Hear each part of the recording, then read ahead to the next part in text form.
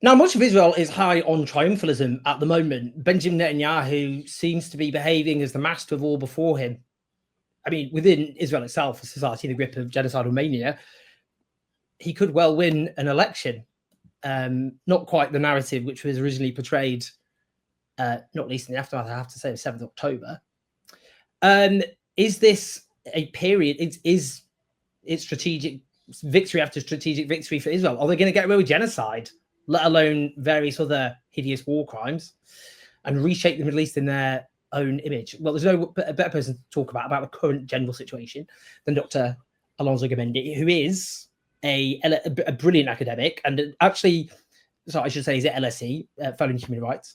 But I don't, not to be disparaging about academics, but not all academics are that proficient in communicating the research, the ideas they have to a broader audience. But Alonso is very good at doing that, which is particularly crucial in this field at this particular moment. It's great to see you. How are you doing? Thanks, Owen. Thanks for having me again. It's always great to be here. It is always a pleasure. Yes, look, last time we spoke, I think, you were talking about basically about strategic defeat for Israel. I mean, it might be hubris, but I mean, it's getting on for 21 months of genocidal depravity in Gaza, which is literally relentless every day. Imagine going back in time and explaining that to yourself. Whatever terror people had of what was to come in Gaza, not least based on the public statements of genocide made at the very beginning and throughout. Imagine being told this is every day for 21 months with no end in sight at that time. There's been Iran, there's been Lebanon. They keep invading Syria. They're occupying Syria. Doesn't even get discussed. I mean, and then there's the relentless pogroms in the West Bank. Those who believe in a greater Israel are feeling quite cocky, I think, to be honest. What do you think? Where do you think things stand? Do you think actually this ends in terrible strategic defeat for Israel and the kind of that project? Or at the moment, are they genuinely just on a roll because they've got the US hegemon on their side? I honestly, I think politics is a delicate game. I don't think it works in this way, as in like you just start bombing people and hegemony emerges from that. I think it requires a lot more than that. So I feel like the extreme rapidness with which Israel is acting, which is uncharacteristic of the Israeli state. They usually take very long time to make very slow moves. The reason why they are acting so quickly and in so many fronts and overstretching so much to the point that, I mean, they started running low on interceptors during the war with Iran, is the fact that they know that for the foreseeable 3 to 4 years, presuming Trump leaves office, always a big if, they know that if Trump leaves office, in 4 years, Gen Z is gonna have finished up being 18, and all of these young people are gonna have shaped their political opinions on this onslaught that Israel is committing all over the Middle East. And that's just that won't be forgotten. The back to normality argument where, oh no, we're just now going to mow the lawn every few years and kill 200 people here, 150 people here, and then every now and then drone Lebanon or Syria, that's not coming back. I think we just saw in New York a candidate that says you really need to contextualize Palestinian messaging globalize the Intifada as not a call for violence. He just won in New York. Zoran Mamandi, for those who don't know, and supports BDS, boycott, divestment, sanctions, and called for Israel to be a state of all where it's equality for all its citizens, which is no longer actually Israel anymore. And he's also the son of a very well-known academic like Mahmoud Mamdani, who is someone that I teach every year. So it's really cool.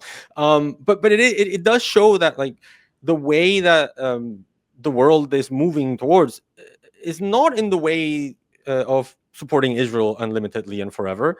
And Israel knows this. So I think what I'm seeing now is whatever is not achieved in this race to getting as many strategic interests satisfied as possible, as quickly as possible, whatever is not achieved, they know that they'll never achieve.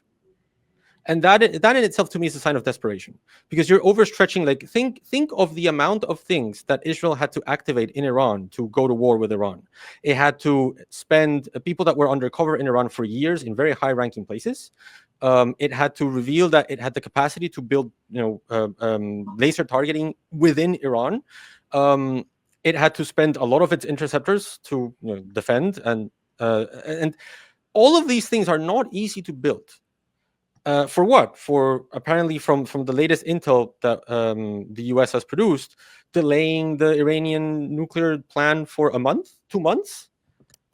Is it really?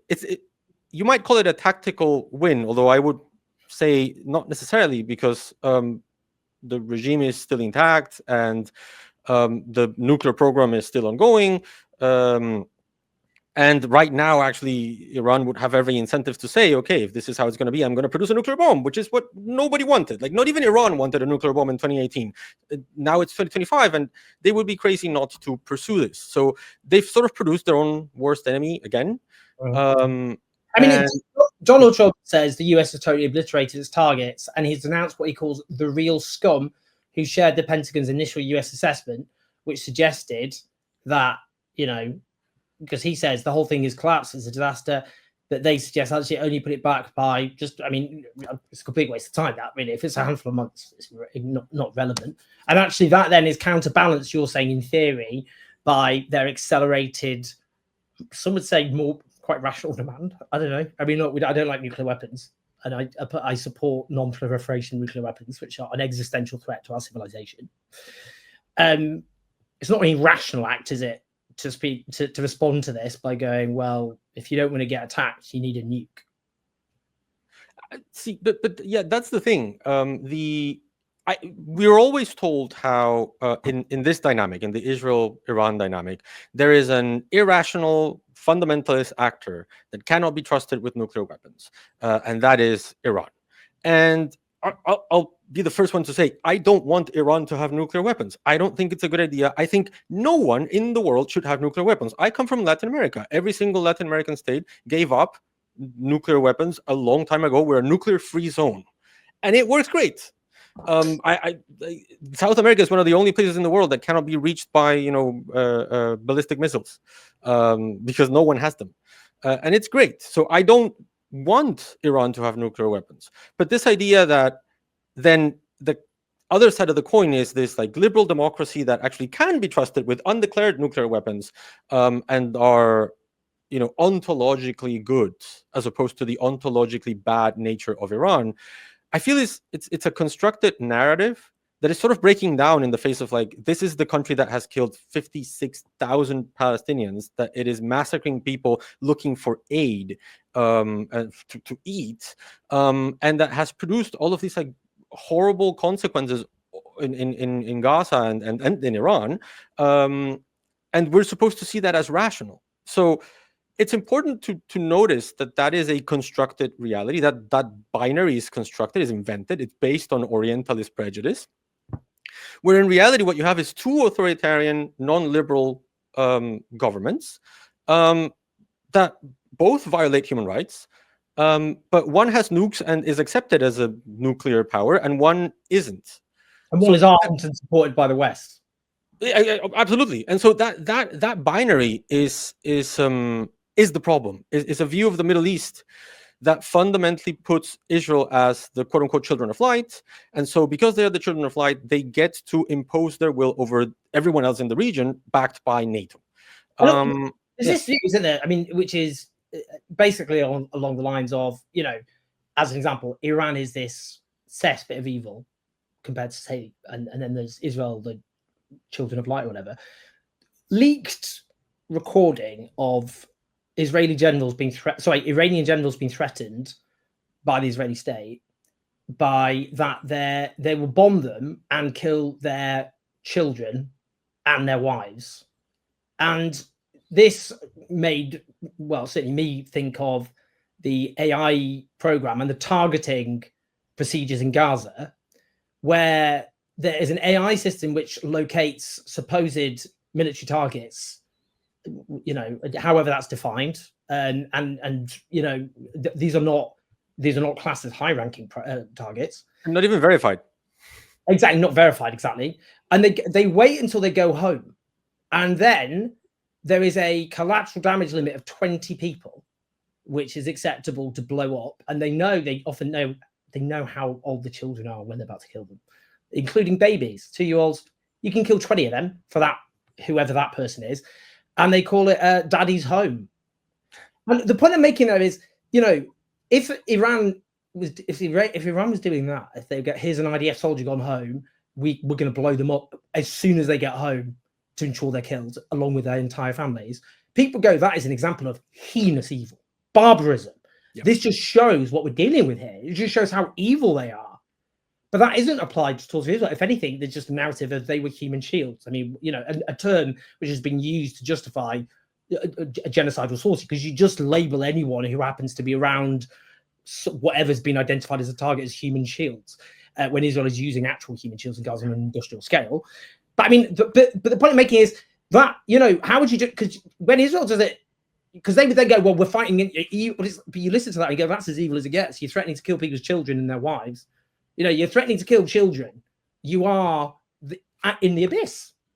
But it's the narrative. It's not possible to make this narrative stick. It's impossible almost as a respectable mainstream accepted consensus. Whereas if Iran did anything like that, then that would just be unique evil. Yeah, this is the basis of Orientalism. Edward Said, Palestinian scholar, mentioned this, wrote an entire book about it, about how these behaviors, these prejudices, are constructed and influence the way that the West understands the East, right? And so the Orient. And I think this is part of that strategic defeat that I'm talking about. This phrase that I don't know if many people had heard of, like people like you and I that have been studying Israel Palestine for a long time. We have, but this idea that every accusation is a confession, I don't think it was that popular, 10 years ago, in the general public's imagination. And I think now it is. And I think now people take what, and I mean people, not governments, not media, people take what Israel says with a huge grain of salt and a huge level of skepticism that before wasn't there. So part of this strategic defeat is breaking down that binary of the only liberal democracy in the Middle East with the most moral army in the world. That image of Israel is never coming back. And I don't think that even if they change governments or the so-called left in Israel assumes power, I don't think that is enough. I think Israel has stained its image for the foreseeable generations, and they know that, which is why they're in such a hurry, which is why they're burning so many assets throughout the Middle East. It's difficult to infiltrate Hezbollah. It's difficult to infiltrate Iran. And the reason why they're expending all of that right now as fast as they can is to get as many strategic objectives that they have as possible in the Middle East right now, because they're not going to be able to do it once this wave is done, once this wave of unconditional support for Israel is done, which is coming. So I would call that a defeat. Isn't it optimistic though? Maybe a bit optimistic in that, at the moment what Israel is consciously doing and deliberately doing is forging links, particularly with the far right in Europe, far right parties who often are very pro-Israel, and actually, the far right movement parties of the 30s and 40s, anti-Semitism was at their very core. The Jews were the other, and obviously anti-Semitism remains a huge problem on the far right. But it's interesting. They look at Israel as a kind of ethno-state they want to emulate in lots of ways. And they also see them as a kind of you see this, they're fighting the wars that we will have to fight in the future. Well, you can kind of work out where they're going with that one. But, they're forging those links. I wouldn't rule out a continued far right rise in Europe with question marks over then the viability of democracy as we know it in Europe. Because you can look at Hungary, as an example. I mean, Russia actually kind of started that process off, where you rot out the substance of democracy, but you keep the trappings for show. I mean, look at Russia; it's ridiculous. Russia has 6 political parties represented as Duma. It's got 20 registered political parties, and there are more people being persecuted for political reasons than any time since Joseph Stalin, more than Brezhnev, more than Khrushchev. It's basically totalitarian. It's essentially totalitarian, but it's not done it's not a one-party state. You know what I mean? They found this way. I mean, Hungary's done that. But I mean, it's a bit of a tangent, but I just worry there's a kind of, well, look, if democracy, has its way, the views of increasing numbers of people will just become the majority, and then that will mean that's bad news for Israel. But what if our future actually is kind of the rise of far-right regimes, which then just rot out democracy? Yes, well, 2 things here. Number one is, I guess, my hope that I think the rise of the far right in the Western world has to do more with the crisis of capitalism than with an identitarian, ethno-nationalist inclination by the majority of the population in the West. So my hope is that as candidates like Sohran Mamdani, like who was it in the Green Party here in the UK? I forgot. Lansky's he's starting to be leader. Yeah, as these, like, I think at some point, as class war is presented as more important than culture wars, the culture war will sort of like diminish. That's my hope. I don't know if I'm correct. There's a lot of work to be done there. But then on the other side as well, there's the point of where the world is right now. And this is something like people ask me, like, oh, is international law in crisis now that that Israel is doing whatever it wants in the Middle East? And I go like, well, it depends on what we call international law, because yes, international law is a discipline that goes back like several hundred years and has always been a tool of domination, has always been a tool of colonialism, has always been like a weapon to justify oppression. It was used in the 1800s to justify the scramble for Africa. It was used in the 1500s to justify the colonization of the Americas. It has that long-standing tradition. If that's the claim, then yes, that international law is in crisis. Why? Because for the first time in a very at no other time in the history of international law have countries in the global south, countries that have been colonies, had so much power and so much representation, and it's only growing. And so if you look at this from the perspective of like the 500-year history of international law, the 1960s, decolonization till today is a blip in a 500-year history.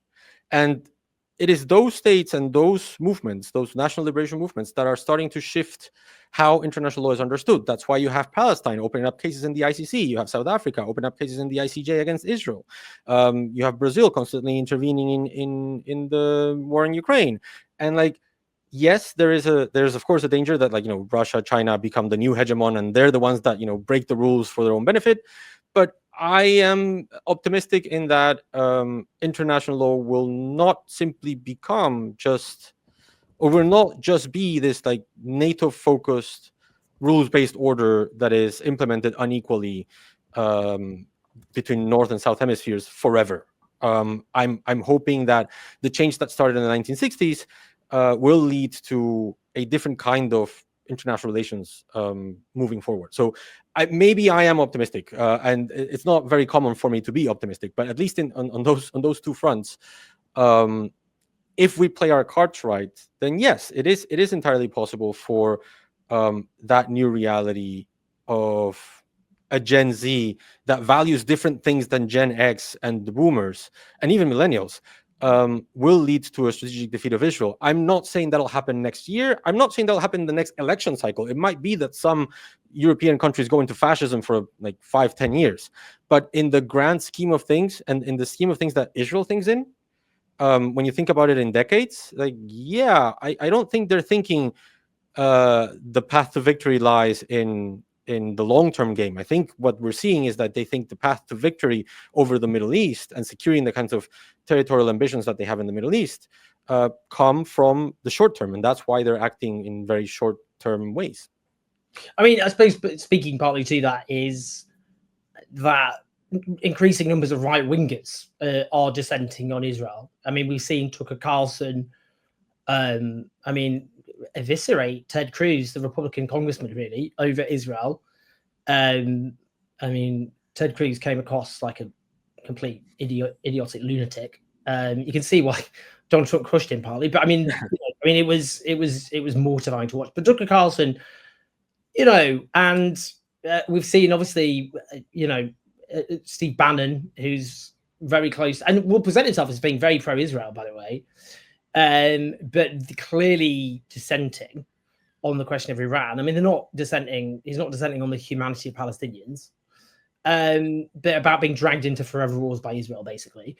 And also, why don't they need to stand on their own 2 feet? God bless them, but they need to do their own thing rather than keep coming to daddy. Yeah, I mean, and also, Piers Morgan's kind of his politics or whatever, really. But I mean, you've seen him. He's sort of beginning to shift a bit. Well, he shifts erratically. What do you think? What do you make of all that? The kind of the significance of what's happening there. So on the one hand, it's interesting to see because these are like the Dave Smith and like Tucker Carlson and all of these individuals are the people who would like lead this far right movement that you're describing that might win. So even if we end up with like far right fascist governments in the West, that doesn't guarantee that they will be unapologetically pro-Israel in the way that like Trump is demonstrating right now with he really wanted a 12-day war. He didn't want a 13-day war because he wanted to say that it was a 12-day war. And so he got mad at Israel over nothing. That is just ego. But there is an alternative, like so-called quote unquote woke right that is ideological about this. So even if the far right wins, there is an argument to say that doesn't necessarily mean that they will be pro-Israel. So that also factors into the calculations, I think, of the Israeli government. Now, I guess in the context of this shift, what really what I really don't like is that like we're talking about like we can trace this discussion, this debate about whether or not Israel has gone too far in the right to that Dave Smith versus Douglas Murray in Joe Rogan episode. And what kills me is there was an entire discussion about expertise that had zero involvement from academics and from people who have actual expertise in the subject. And I feel like the discourse that we are seeing shaped right now is being led mostly by political commentators, comics, comedians, and like people who, get to shape discourse, of course. But I would say I'm disappointed at the fact that if you see the representatives of like academia that are talking about Israel Palestine that get exposure in the topic of Israel Palestine, you have John Spencer, who's at West Point, who is completely out of line with the academic consensus on what is happening right now in the Middle East. Natasha Hausdorff. When he does videos with Netanyahu, who calls him Sir, I think they need to add much more to that. Yeah, I mean, there's this mismatch between what I discuss in workshops and conferences with academics, where like there's broad agreement. There's some disagreement, but there's broad agreement that what's happening is a genocide, that Israel's use of humanitarian law is like completely out of step with normal, analysis of the law, that Israel's attack on Iran was unlawful, and then what I see on TV. And so I guess I'm worried at the lack of importance that people who study this for a living have in shaping discourse. And I don't want to get into this like argument of like, oh, you need to have a PhD to talk about this. Not at all. On the contrary, I think we need diverse opinions. We need journalists. We need human rights advocates. We need demonstrators. But what I don't see in this shift in discourse is participation from academia, which is why, like you were mentioning, that I try to engage with the public more. That's why I created a Twitch channel. That's why I created a YouTube channel, because I feel like it's not that it should only be academics who talk about this. It's that right now we are not part of that conversation, and that is disappointing to me. So if I can frame this in any way, it's like it's great to see that the tide is turning. It's sad to see why it's turning. it's turning for reasons that have to do with like the political interests of the UK, France, and Canada that like want to like move towards a two-state solution sometime soon. And there's going to be this conference at the end of this month to discuss. Well, I don't know if they're going to recognize the Palestinian state or not at this point, but like to discuss moving forward with a two-state solution. And this like quote unquote woke right that wants to like criticize Israel out of anti-interventionism and like isolationism, not necessarily out of a concern with, not at all as a concern of with colonialism or imperialism or human rights of Palestinians. So yeah, I'm frustrated with the state of discourse right now. I mean, on kind of Israel and international humanitarian law and so on. I mean, so much of what Israel has done is, I mean, it's hideously dystopian, really. I mean, I say this a lot. I think it is important that, whatever the details you know and dynamics you understand and history and context and all the rest of it, that you should tell yourself a lot. I can't actually believe this is happening. And the so-called, Gaza Humanitarian Foundation is an example of just really horrifying dystopian elements of what Israel is doing and the way it behaves and operates. So you get rid of the established humanitarian system, which you already were obliterating, like exterminating aid workers, stopping aid getting in, which even the likes of David Cameron, the former Conservative Foreign Secretary, and the US government actually detailed but didn't act on, breaking their own laws, which is to not provide military assistance to countries which are not facilitating the distribution of US aid. But, what they got rid of that system, replaced it with this genuinely just completely dystopian nightmare, which is limited food, which is often not usable. Like, for example, dried pasta you can't cook because they've stopped the means of cooking the pasta from getting in, that kind of thing. Or flour, you can't cook it. And you then put, get these, mercenaries to man it, and then you massacre people as they get the food. What do you make of it? Just in terms of I mean, is there a precedent for this? I mean, it always seems as well that you can't really, because what they're doing here is gaslighting the world. I mean, it's interesting. The first time it happens, it's like Al Shifa Hospital getting bombed at the beginning. A big hoo-ha, because it's seen as a very fucking lunatic thing to do, to massacre innocent people who are starving to death. Like, that's an obscene thing to do. So there's a kind of like, well, who did it? And they do the gaslight, wasn't us, didn't happen, that kind of thing. And then, CNN did a detailed expose. So occasionally they do these media outlets, they do a deconstruction. It's too late, too little, too late, nowhere enough prominence, and it's orphaned, it's siloed. It's not as detached from the wider reporting, which then just goes back to Israel says this as though it's a credible claim. It's like Groundhog Day. But they went through it, and one of the first aid massacres. What an expression! And it was very clear that it was Israel that did it. They took from the bullets, direction. I mean, it's a militarized zone, which Israel is the Israeli army is entirely. It's like the idea. Oh, there's another armed group, massive. What are you talking about? But I mean, what do you make of it? Because it is. I don't know. I mean, the way they. I mean, it's just it's a dystopian violation of international humanitarian law, which I mean, why are they doing it? Do you think? What's the purpose in doing it? And what would you make of the way they're getting away with it? I mean, you just get these massacres every day, and you really have to do some digging to find out about them. Yeah, so there is an important concept here that South Africa mentioned in its opening remarks in the genocide case at the ICJ, and also that Francesca Albanese has coined as humanitarian camouflage in her reporting. Her first report on Anatomy of a Genocide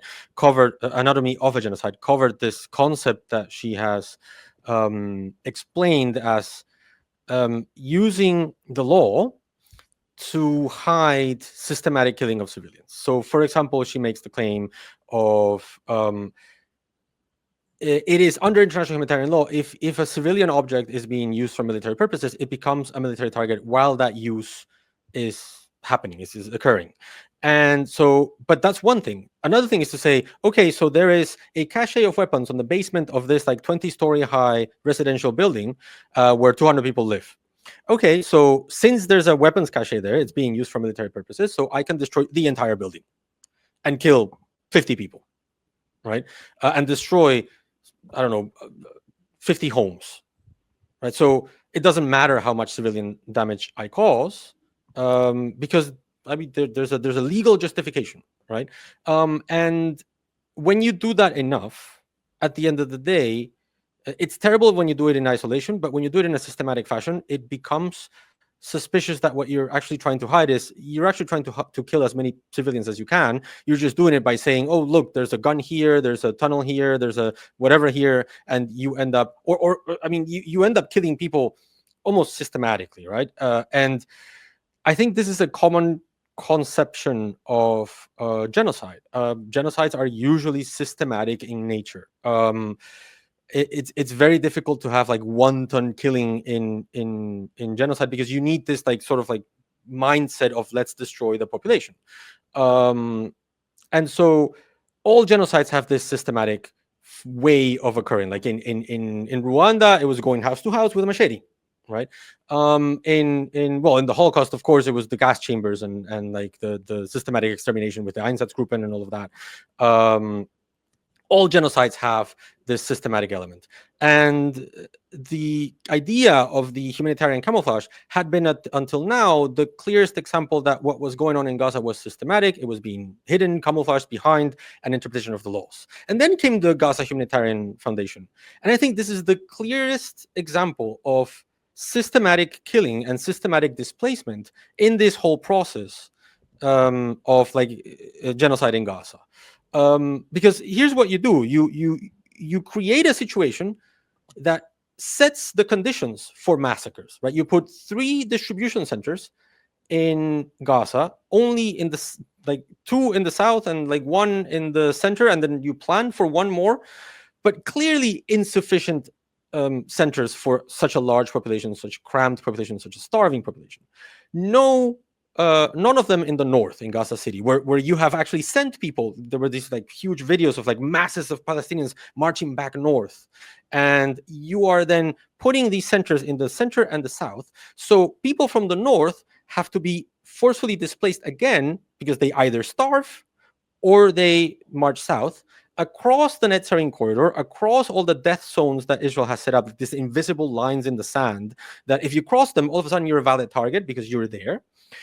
So you move a huge population south to displace it, to empty the north in a more permanent way than before, because now you cannot send people back because there's no food back to go to. You cannot live in the north. So you're creating the conditions so that Palestinians cannot exist as a society, as a group in the north of Gaza. So you're emptying the north of Gaza. And then when Palestinians get to your distribution centers, you line them up in these like dystopian corridors of like cages, and whoever gets food gets sent to this like area for them to be concentrated there, not necessarily to return to wherever they came from. After, of course, running them through like AI softwares to see if you identify them as a Hamas member, and then if they do, then off you go to be tortured. And that is just on the population moving aspect of this. Like, this is not aid distribution, this is Palestinian distribution, forceful displacement. And then you get this idea of these gangs that have been established, these ISIS-related gangs that have been put there, essentially, basically to create problems, right? There's no other possible interpretation as to why you would do that. And so every now and then you get to claim, oh, there were people that were moving suspiciously and aggressively towards the food, starving people that were hungry and were trying to get the food, and because of course there's not enough food, so of course people are going to try to get the food. So you create the perfect conditions for saying, oh, that was dangerous, it was endangering my aid distribution service, so I killed them. So you killed 40 one day, 30 another, 50 another, 30 the other, and at the end of the day, you start killing hundreds of people per week. This is systematic extermination, right? This is as systematic as it has gotten in the Gaza genocide. And I think it's important to say so, because it is premised on a type of program that every single humanitarian entity, every single humanitarian aid agency in the world rejected. Even the guy that they got in the beginning to do this said, no, I can't do this, and quit, right? So it's because of this. It's because of this. The amount of Palestinians that are being displaced and killed through the Gaza Humanitarian Foundation is not a bug in the system. It's a feature. It's what it's there to do. And I think it's important to shed the light on that, because it is inhumane. It is systematic. It is a system in place to move people around Gaza and kill people in Gaza. And that is just, when I think of things that evidence that this is an ongoing genocide, the starvation campaign was a very clear one, but this one is extremely clear as well. It's planned, it's systematic, it's there for everyone to see. It is frankly monstrous what's happening there every day. Absolutely.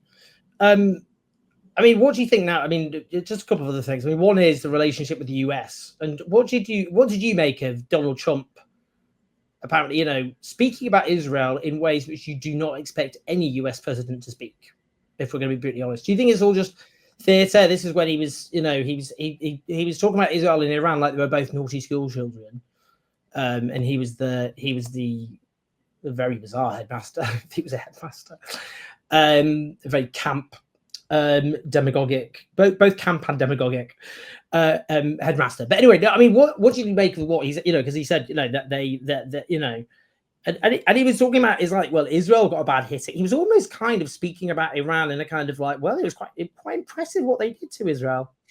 They did give Israel a bit of a kicking. Odd, to be honest. What do you think? What do you think is the dynamic shifting? So I think it is almost inevitable for fragile masculinities to clash, right? So you have these like self-described alpha male types, Netanyahu and like Trump. Trump thinks that he can solve the Middle East, the entire Middle East in 48 hours because he's the deal guy. And Netanyahu thinks that he can, you know, expand Israel's control over the Middle East whenever he wants. He can occupy Mount Hebron in Syria. He can march his troops into the Litani River in Lebanon. He can, apparently he's going to now annex large parts of the West Bank. He can, you know, genocide Gaza, and no one can stop him. And so when you combine those two toxic masculinities, I mean, I say this without any particular knowledge. It's just my speculation, my personal opinion on how, like, you know, fragile toxic males act and behave. It is inevitable that they will end up hating each other. It's like if you had like the most predictable fight in the history of mankind was Elon Musk and Trump. Mm-hmm. Like those two were absolutely 100% going to fight because they cannot share a single space. And it's the same with Netanyahu. So I feel like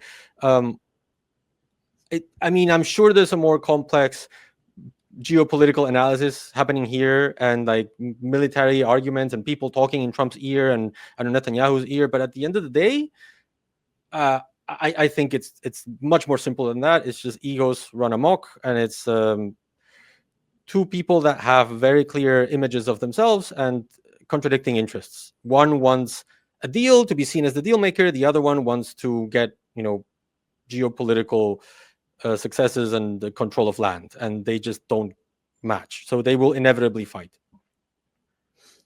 And I mean, if you had predictions for the coming months in terms of, because I mean, with Gaza, you just kind of think, how can this possibly just continue? And it does. I mean, it's been wiped from the face of the earth, you know, and hanging over it is the US endorsed proposal to remove the entire population, which, you know, they haven't done for many reasons yet, not least because where would they drive the survivors? We don't know how many survivors there are. We don't know how many they've killed.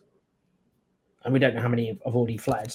The kind of a lot of middle class Palestinians left Gaza towards the beginning because they could afford the extortionate fees required. People haven't, for those of us who've raised money for Palestinian families, unfortunately, the crossing has been closed for a very long time, so we haven't managed to get them out. But what do you think in terms of, you know, the prospects of that?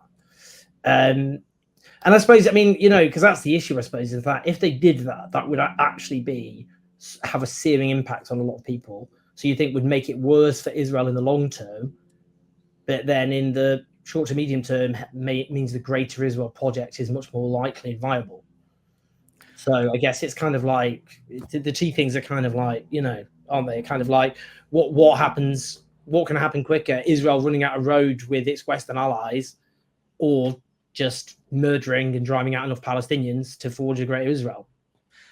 Yeah, I think it's a very difficult moment because I think the only way to stop what's going on without it being, Israel achieving its aims and like emptying Gaza of Palestinians, annexing it and settling it, is for Israel to be stopped. And I don't think there's appetite in the United States for that. And that could be done with a phone call. I don't see that happening anytime soon. I see the possibility that some, European states might take some meager steps, like recognizing a Palestinian state, which like would be the bare minimum that like states should be doing at this point. I see, for example, that the European Union might suspend the EU Israel free trade agreement. All of these like palliatory consequences that might happen here and there, but I don't see a way, let's say a top-down way to end the genocide in anytime soon. So that is exceedingly frustrating, and especially in the context of, like, in the beginning we got about a provisional measures order from the ICJ every now and then. We got an advisory opinion every now and then. It was a very active moment with international law. And I think it gave people a perception that the objective of South Africa's claim in the ICJ was to stop the genocide. And people are starting to lose faith in that, okay, why is the genocide still going?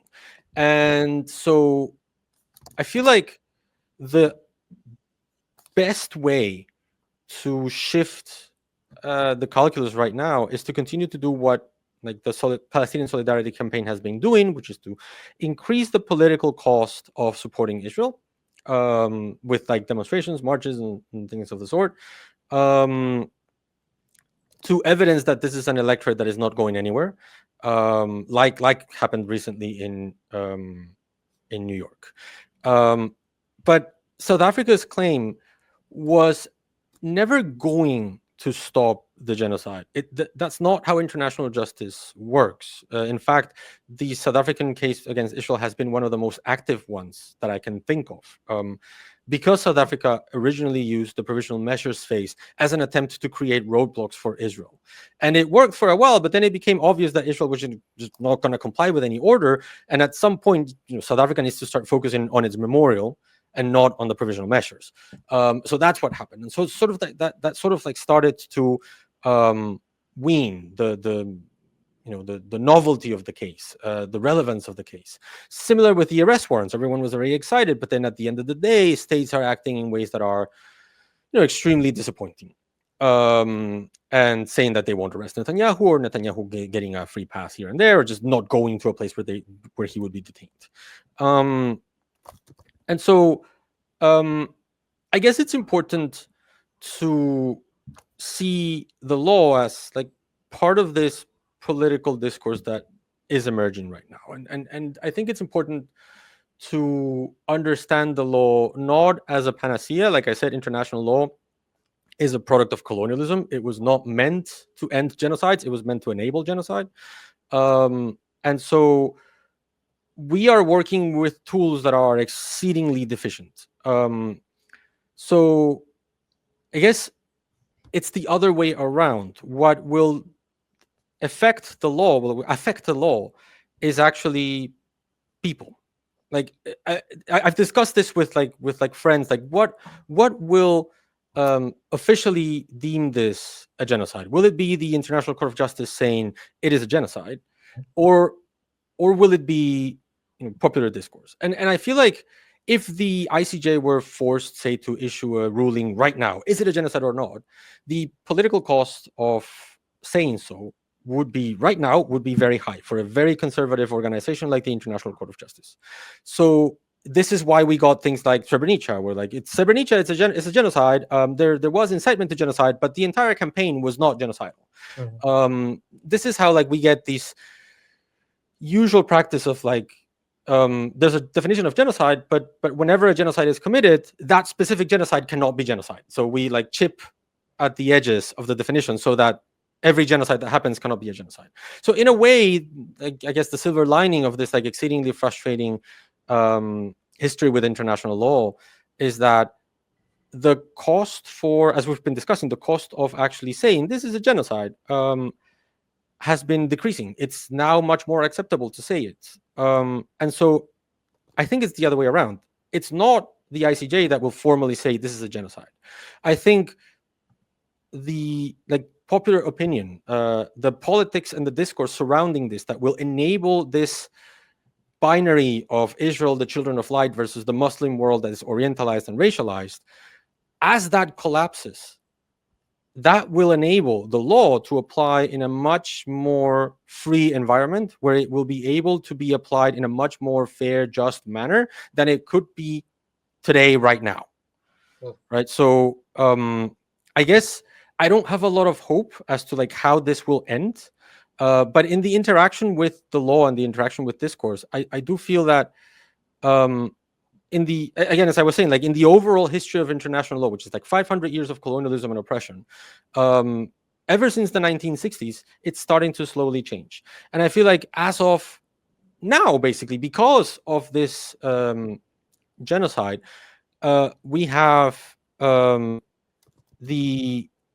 I guess, there's a moment in the history of international law where we might be able to, too late, of course, come to the conclusion that yes, this is a genocide, because the world is moving away from the colonial and orientalist binaries in which it exists today. The tragedy of all this is that this huge shift in the way the world works, this huge shift in world order, is being paid for with the blood of Palestinians. And that is something that we cannot let people forget, ignore. We need to be in the streets. We need to be talking about it. We need to shed light into it, because that is not an acceptable price. And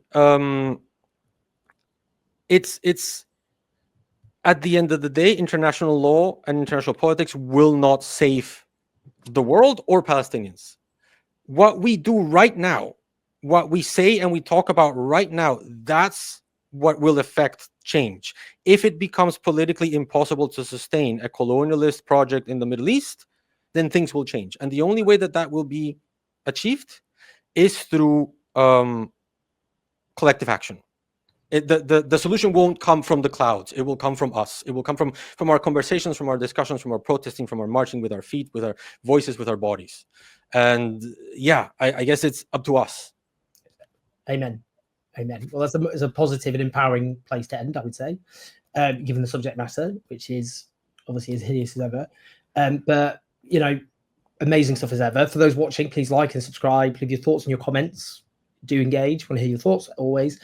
Share the video. But Alonso, honestly, always absolutely fascinating and thought-provoking stuff. Thank you for having me.